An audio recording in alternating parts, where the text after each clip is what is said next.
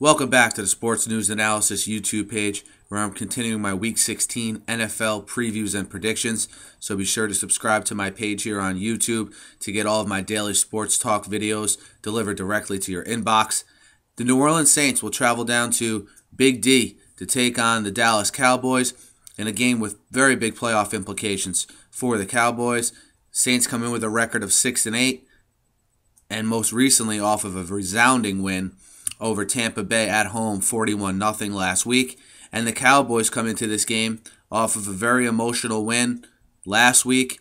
Many of you probably saw this game. It was the late window on CBS. They outlasted the Steelers in overtime, 27-24. Got a huge Brandon Carr interception in overtime, and then capitalized that into a Dan Bailey field goal, and the Cowboys win, move to 8-6, are now in that three-way tie for first place in the NFC East. They do control their own destiny, because if they win this week, they then have a game against the Washington Redskins the week after. If they win those two games, they're NFC East champs. Sounds easy, but they definitely have a tough test ahead of them this week in the Saints. Obviously, with the Saints, you can't be fooled by their record at 6-8. They got off to a terrible start, number one. Secondly, all the things they've been dealing with Bountygate, which has affected their coaching staff as well as their lineup as well. And I think what you're seeing, it affected the coaching staff standpoint, affects it from an overall continuity standpoint. You see what you saw 2 weeks ago against the Giants, where they come out and look all disoriented. And then you see what you saw last week, where they come out all pistons firing. So I think in that respect, it makes New Orleans very much an unpredictable team. I think what you'll see in this game is the fact that New Orleans has had a lot of trouble running the ball this week, and I think that will continue this week. And they're just going to put it in the hands of Drew Brees and sort of let him air it out and see what he can do. I don't think Drew Brees has necessarily been the problem this year, although people will point to his turnovers and say that they're uncharacteristic of Drew, the amount of times he's turning the ball over.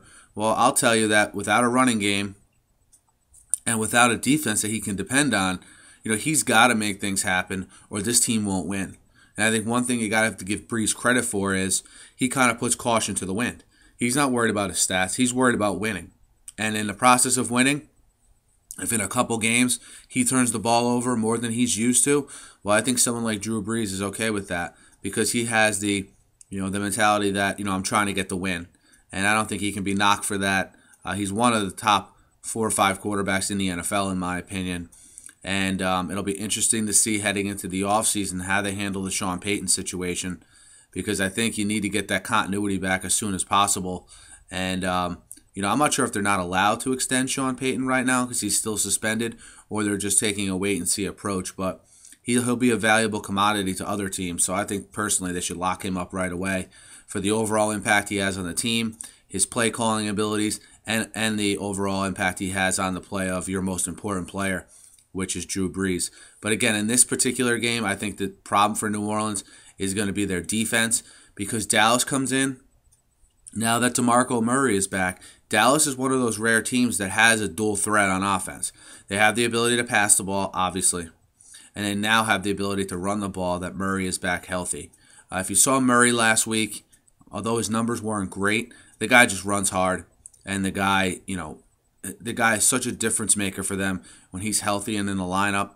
I think he changes the whole attitude of the offense when he's in there. And then, of course, you have Dez Bryant, Jason Witten, Miles Austin, receivers that are the core of the Dallas Cowboys team, along with Tony Romo, and a core that's actually playing pretty well this season. The Cowboys are on a little bit of a roll here, heading into this game, coming off of 2 wins over the AFC North in exciting fashion. I mean, they beat Cincinnati on a last-second field goal in Week 14.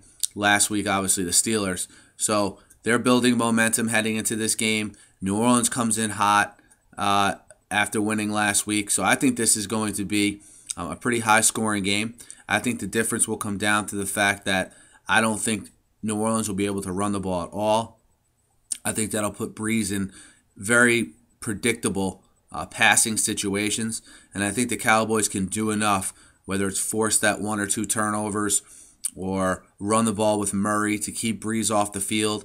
I think the Cowboys can do enough in that department to get a win here and go to 9-6. So I like the Cowboys at home -3 against the Saints. Again, maybe we're seeing the tide start to turn here with the Cowboys. I thought last week, if you listen to my previews, that was a classic game that the Cowboys would lose last week. At home, big game, playoff berth, playoff, implications, and I thought they would lose. I think with Murray back and an improved defense from years past, I think you're seeing a little bit of a different Cowboys team, a team that will go 9-6 and will go to Washington in Week 17 with a chance to win the division. So I like the Cowboys -3 at home against the Saints. Be sure to check my other Week 16 previews here. And as always, thanks, guys, and you can catch me on Twitter @SNewsAnalysis.